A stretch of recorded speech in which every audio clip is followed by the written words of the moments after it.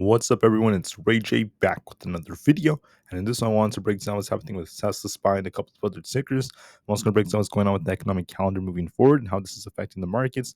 Let me just mention that I am not a financial planner, so make sure you take nothing I say as financial advice. And also, if you guys can, please smash the like button if you want to see more videos like this.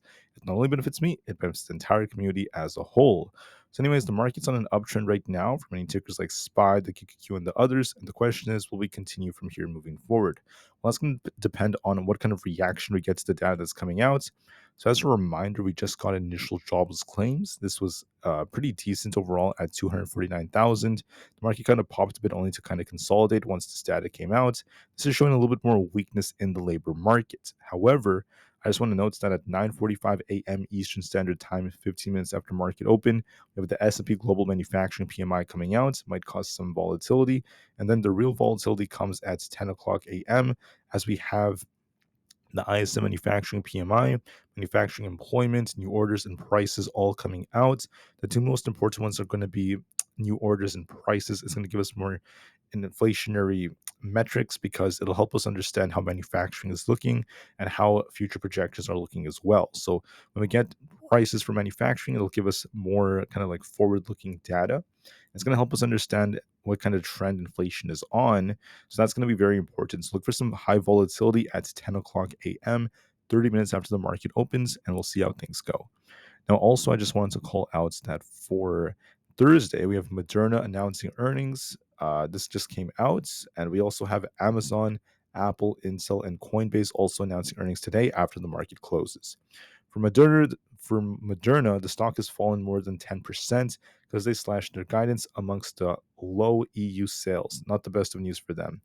The loss per share was at $3.33. That's actually above expectations because we were expecting $3.39 to be the loss. Revenues at $241 million, above expectations. So not the worst of earnings. I just don't like the fact that we're continuing to lose per share.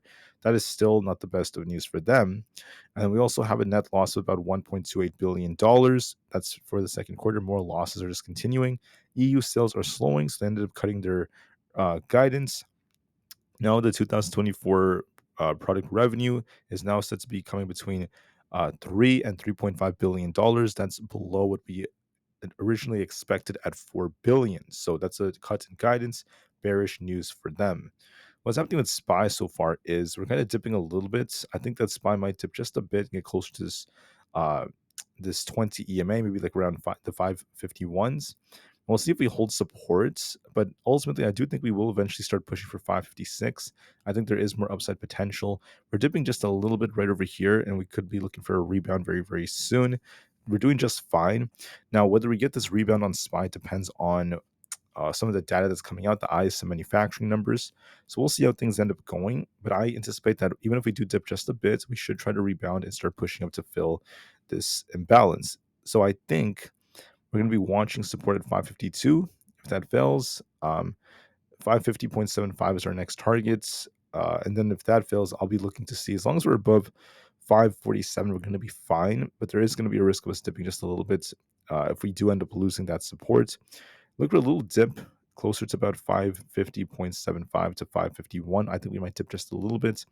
As long as we hold structure, if we get a positive reaction after the data comes out, SPY could try to push back up to 556. It still has upside potential. It's going to be just fine, guys. So I do favor upside in my personal opinion. So look for a little dip and a bounce. As long as we break 553.5 and continue to hold above that, 556 could be coming very, very soon. For others out there, we have ES. ES is looking more bullish, at least from a technical standpoint. Might dip a little bit. Watch support at 555.72. If we hold that in balance, we could start to push to where this bullish structure develops into the 5600s, 5620 especially. There is upside potential, so look for a dip and a bounce as the most likely possibilities. For SPX, we're favoring the upside, especially as we have this gap to fill up here. We could dip towards 54.94, then try to rebound. I think there's a good chance we do try to do that. So we're actually looking pretty good. So watch and see. As long as we hold 54.94, I think there's a good chance this tries to rebound and eventually pushes up for 55.80. I think the chart is still looking more bullish, but there might be a little dip coming on SPX beforehand. As long as we hold support that I called out in the 54.90s, we should try to rebound. If not, if we end up losing that support, we could come down to fill the gap. So watch and see if we dip and then try to bounce on SPX. For Nvda, we have supports to watch for at this 117.35 area and then 116. If 116 breaks, there's 114, then 112. Overall, we're holding support. It might dip a little bit more, but watch and see if 116 holds on Nvidia. As long as we hold that, we could try to rebound and start pushing for 120 all over again. So overall, it's holding up decently. Let's just hope for the best and see how it reacts to 116 and watch what kind of reaction we get at 10 o'clock a.m. once the data is out. Look for a test of 116, see if we get that bounce. It has potential to do so. Watch the reaction just to be safe. For Bitcoin, we're testing 64,758. If we break this, I'll be looking for 65,000. So watch and see if that ends up being the case. For the QQQ, we're dipping just a little bit. So we could be retesting 470.5. We had a crazy green day yesterday, so that's completely fine. Watch and see if we get a bounce off 470.5. We maintain structure, then we could start to push slowly back up into the 480 area. If we lose 470.5, it could be dipping back down to 467. I favor a little bit of a dip, and then we could try to bounce off support between 470 and 468. So look for a little dip, and then we'll see if we get a bounce from there. So watch for that very carefully. For Aapl, Apple's looking more bullish. We have a nice looking push that's kind of developing right here. We have 225 as potential resistance area. We'll have to see if that breaks. But Apple's looking pretty good, at least thus far. For the IWM Russell 2000, we're kind of consolidating right now. We're going to be looking at 225 as resistance and our key support all the way down here at 221. As of right now, we have kind of like a cup and handle like structure. This favors the upside for 226 plus. This still looks more bullish, but I think that we might dip a bit towards 222. We'll see if this holds or not. If we do hold this, we could try to rebound. The market's going to be just fine, guys. I still think there is upside potential. For Coinbase, we're going to be looking at 228. If this breaks, look for 231. If you reject here, make sure you watch key support at 224. If that breaks, we have a gap to fill all the way down here, so give it some time. For Amazon, we have 190 as resistance. We'll see if this breaks or not. It's going to be a tough area.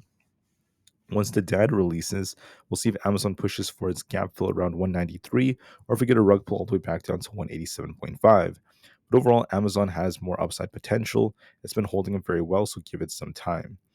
For Meta has a nice double bottom like structure, is trying to push up higher. We could be dipping back down towards 512, but if we break 520, we turn bullish.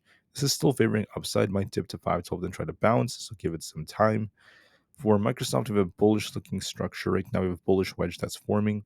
If we manage to break past basically this resistance at 422, we'll be looking for a push all the way back up for 427. We have a nice support that's building up, so it's looking more bullish to me. This is a bullish wedge, and I do favor the upside. If we end up losing support at 418, we could dip, but this is favoring upside, at least in terms of its pattern. Google's also just consolidating right now. As long as we hold 172, we could try to rebound. If we lose that, we could dip. Overall, we're just consolidating, so give it some time. With that being said, I want to thank you all so much for listening. Get ready for a big move at 10 o'clock a.m. Eastern Standard Time once we get the data, and we'll see how things go. Thank you for listening again. I appreciate you guys so much for listening, and peace out.